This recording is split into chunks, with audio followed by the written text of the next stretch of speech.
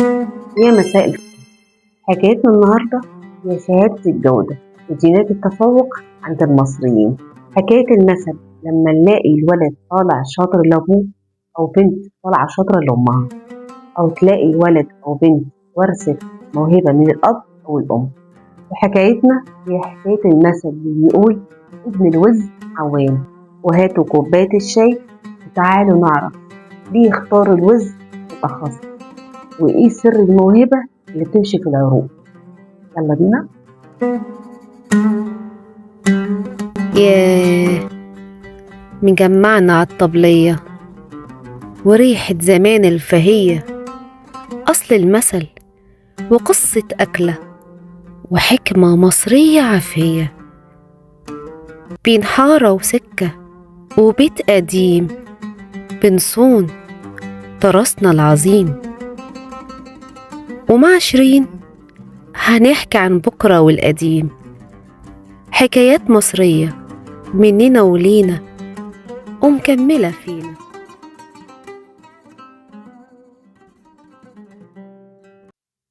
المصريين زمان كانوا بيراقبوا الطبيعة بدقة هايلة جدا، ولاحظوا إن طيور الوز بالأخص بمجرد ما بيضها يفقس تلاقي الكتاكيت الصغيرة بتاعت الوز بتجري على طول ورا أمها في المية، لا محتاجين كورس ولا مدرب خاص. هما كده بالفطرة بينزلوا المية وبيعوموا بمهارة قوية جدا. وهنا بقى طلع التشبيه إن في مهارات ومواهب بتتنقل من الجينات من الأب والأم والأهل للأولاد. طيب إيه أصل الكلمة دي أو إيه أصل حكاية المثل؟ تعالى أقول لكم. وبيحكوا في الأمثال الشعبية إن كان في بطة ووزة جيران، وكانت دايما الست بطة في عيالها إن هما بيمشوا بسرعة. طبعا الست وزة قاعدة وراسية وساكتة. وفي يوم من الأيام الست بطة والست وزة أخدوا عيالهم وراحوا على الترعة. طبعا الست وزة نزلت المية وعيالها وراها بالطابور ولا كلمة، ونزلوا يعوموا ويلعبوا بمنتهى الثقة والرشاقة. وطبعا الست بطة عيالها خايفين ينزلوا المية وواقفين على الترعة من فوق يبصوا على ولاد الست وزة.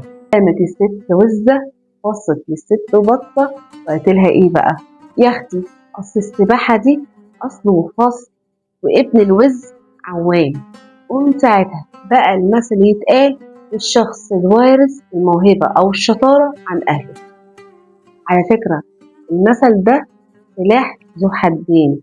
إزاي؟ هو مدح وشهادة كبيرة لابن الشاطر، بس في نفس الوقت مسؤولية كبيرة قوي عليه. لازم يحافظ على اسم العيلة ويزود كمان عليه، يشتغل على نفسه وعلى موهبته كمان. يعني ابن الوز مش بس يعوم، ده لازم يبقى يعوم أحسن من الوزة الكبيرة. خلاصة حكايتنا النهاردة إن البيوت الأصيلة هي اللي بتطلع زرع أصيل، والموهبة ممكن تكون فطرة، بس الاستمرار هي الشطارة. تخرجوا بأصلكم وخلي ولادكم دايما يعوموا بحر النجاح. قولولي بقى مين في عيلتكم تقدروا تقولوا عليه ابن الوز عوام. وخلصت كوباية الشاي وخلصت معاها حكايتنا النهاردة. بس حكايات مصرية مع شيرين لسه فيها كتير. استنوا الحكاية اللي جاية بحفظ الله.